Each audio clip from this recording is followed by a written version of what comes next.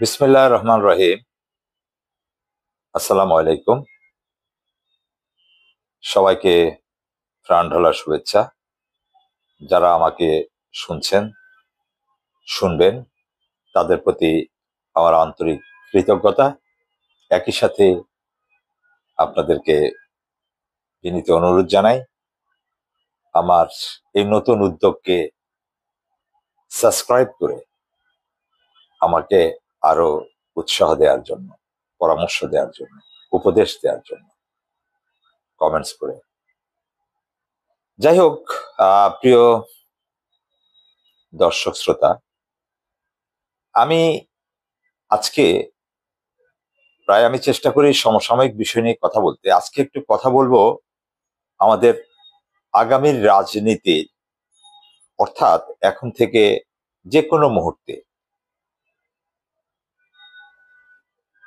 যে ক্ষণগণনা, আমাদের রাজনীতির যে গতি প্রকৃতি ধাবিত হচ্ছে, আমি ব্যক্তিগতভাবে মনে করি, আপনারা আমার সাথে একমত হবেন কিনা সেটা আপনাদের নিতান্তই ব্যক্তিগত ব্যাপার। একমত দ্বিমত দুটাই আপনারা আমার সাথে হতে পারেন।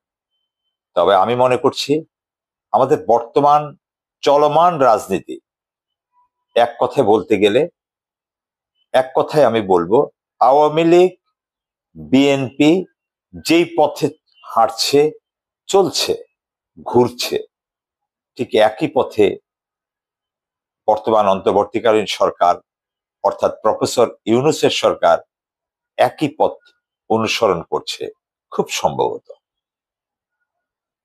এই কথাটা বললাম এই কারণেই যে আমরা বিভিন্ন খানে শুনতে পাচ্ছি, বুঝতে পারছি, কিছুটা অনুতাপ করতে পারছি।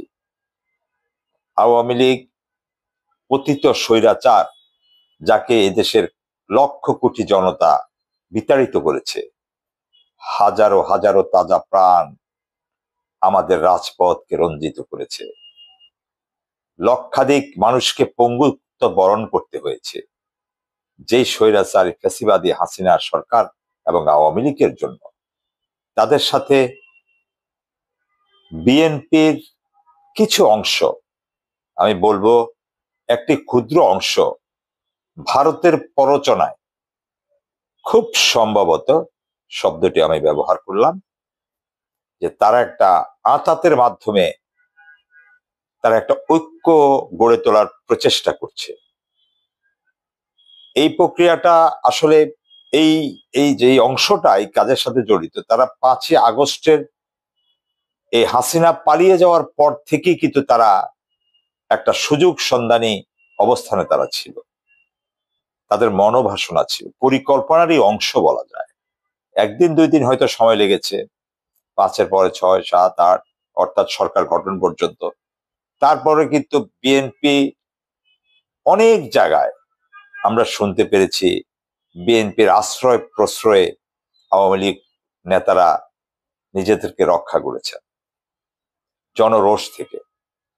কিন্তু অতীব দুঃখের বিষয়, এই বিএনপি বিগত 17 বছরের আন্দোলনে তাদের হাজারো নেতাকর্মী প্রাণ দিয়েছে, গুম হয়েছে, পঙ্গু হয়েছে, তাদের কথা তারা বেরামূল ভুলে গিয়েছে। এটা একটা হতাশা। তারপরে যখন নির্বাচনী তত্ত্বাবধায়ক সরকার গঠিত হলো, বিএনপি বলল আমরা এই সরকারকে সমর্থন করি এবং একটি সুন্দর পরিচ্ছন্ন গণতান্ত্রিক পন্থায় নির্বাচনের জন্য আমরা এই সরকারকে সংস্কার সহ জরুরি কিছু রাষ্ট্রীয় মেরামত কাজ সম্পন্ন করার জন্য যৌক্তিক সময় দিতে চাই। কিন্তু কেন জানি হঠাৎ করে বিএনপি তাদের সে অবস্থান থেকে ধীরে ধীরে ফিরে আসলো বা আসছে। যৌক্তিক সময়টা খুব স্পেসিফিক কোনো শব্দ না, ধোঁয়াশামূলক। ঠিক তাদের কথা এবং পরবর্তীতে চাপাচাপিতে অন্তর্বর্তীকালীন সরকারও সরি অন্তর্বর্তীকালীন সরকারও আপনার প্রধান প্রফেসর মোহাম্মদ ইউনূস নির্বাচনের একটি রোডম্যাপ ঘোষণা করেছেন। আগামী বছরের 2025 সালের শেষে অথবা 26-এর প্রথমার্ধে সংস্কার সেরে নির্বাচন দেওয়া সম্ভব। বিএনপি আবার এটাকে বলছে একটা ধোঁয়াশামূলক রোড ম্যাপ, তারা সুনির্দিষ্টভাবে চাচ্ছে।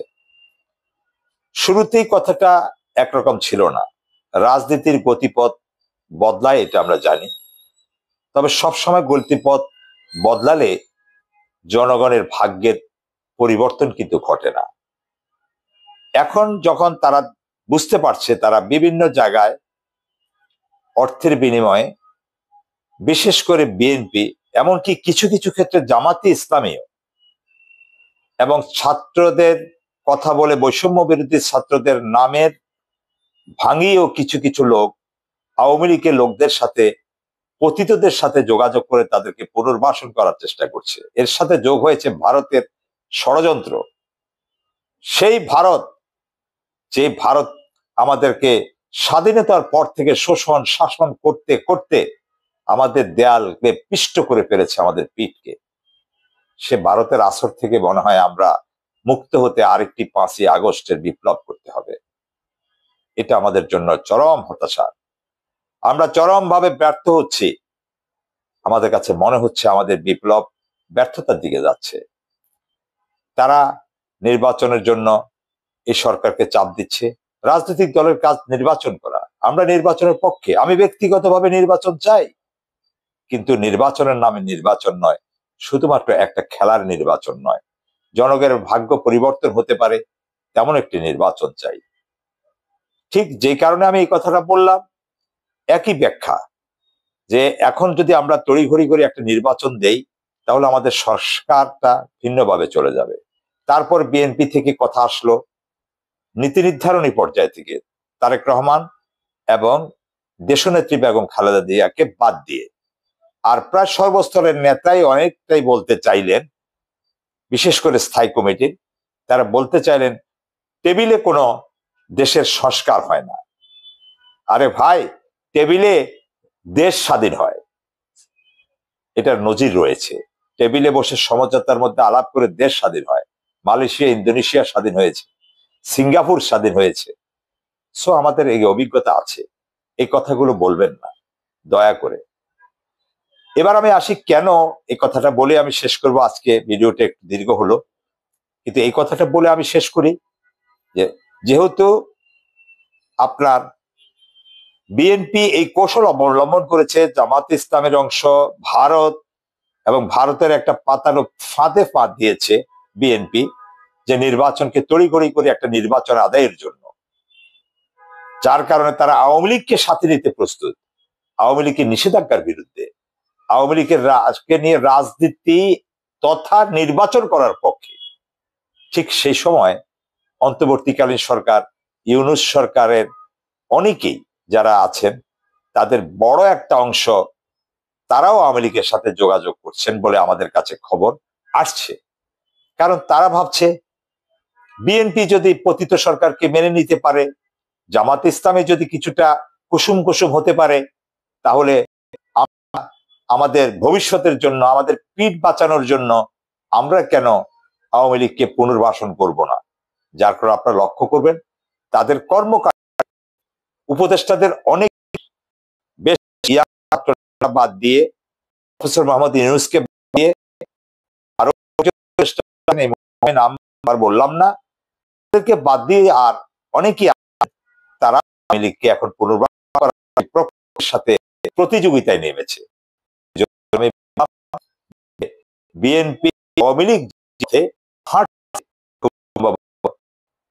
তত্ত্বাবধায়ক অন্তর্বর্তীকালীন সরকারও সে পথে হাঁটছে, যেটা এ জাতির ভাগ্যাকাশে দুর্যোগের ঘনঘটা হিসেবে আমি দেখছি। ধন্যবাদ আপনাদের সবাইকে আমাকে শুনবার জন্য। আসসালামু আলাইকুম।